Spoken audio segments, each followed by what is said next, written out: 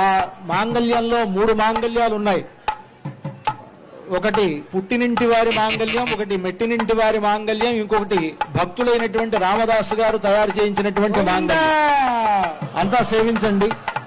ఆ మాంగళ్యాన్ని రామచంద్రమూర్తి సీతమ్మ వారి మెడలో అలంకరిస్తారు ఇంకొద్దిసేపట్లో. మన పద్ధతిలో దక్షిణ దేశంలో మాంగళ్య ధారణ అనేటువంటిది ముహూర్త సమయానికి జరుగుతుంది. తమిళనాడు ఆ ప్రాంతాలు. మన తెలుగువారు ముహూర్త సమయానికి జీలకర్ర బెల్లం ఉంటుంది.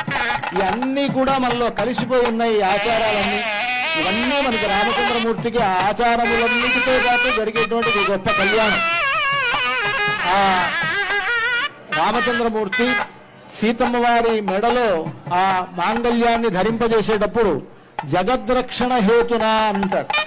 ఈ జగత్తును మొత్తాన్ని కాపాడడం కోసమని సీతమ్మ వారితో ఆయనకు కళ్యాణం జరుగుతున్నది కనుక మాంగళ్య తంతునానేన జగద్రక్షణ హేతున కంఠేర్పయామి శుభగే. ఇక్కడ మామూలుగా అందరూ కంఠే బధ్నామి అని అంటారు, కంఠే అర్పయామి అని అంటారు. ఆ విధంగా చెప్పాలి మంత్రం. కంఠేర్పయామి శుభగే త్వంజీవ శరదాం శతం అంటూ ఆ మాంగళ్య మంత్రాన్ని పఠిస్తూ సీతమ్మ వారి మెడలో రామచంద్రమూర్తి అర్పించేటువంటి సన్నివేశాన్ని ఇప్పుడు మనం చూడబోతూ ఉన్నాం. అర్చక స్వాములు ఆ కార్యక్రమాన్ని నిర్వహిస్తూ ఉన్నారు. సాక్షాత్తు రామచంద్రమూర్తి సీతమ్మ వారి మెడలో ఆ మాంగళ్యాన్ని ధరింపజేస్తూ ఉన్నారు. సుమంగళీరితి మంత్రేణ శ్రీ సీతామహాలక్ష్మీదేవ్యాః కంఠే మంగళసూత్రం బధ్వా